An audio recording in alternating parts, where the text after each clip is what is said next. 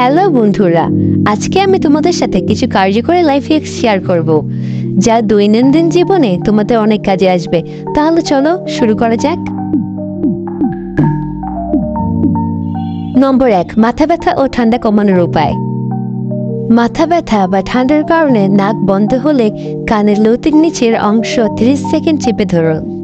এটি স্নায়ুতে চাপ সৃষ্টি করে, রক্ত সঞ্চালন বাড়ায়, ফলে ব্যথা ও ঠান্ডা থেকে দ্রুত মুক্তি পাওয়া যায়।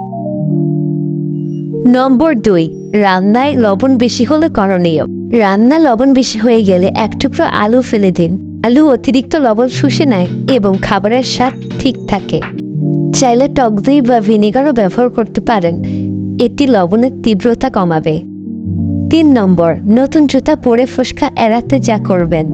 নতুন জুতা পরে হাঁটলে অনেক সময় পায়ে ফোস্কা পড়ে যায়।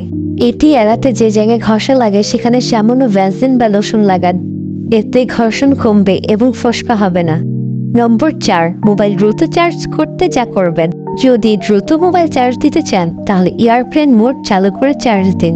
এতে ব্যাকগ্রাউন্ড অ্যাপ ও নেটওয়ার্ক সিগন্যাল বন্ধ হয়ে যাবে, ফলে 25 থেকে 30% দ্রুত চার্জ হবে।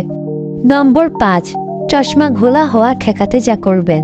যদি চশমার কাঁচ বারবার ঘোলা হয়ে যায় তবে একটু পেস্ট বা শ্যাম্পু লাগিয়ে মুছে ফেলুন।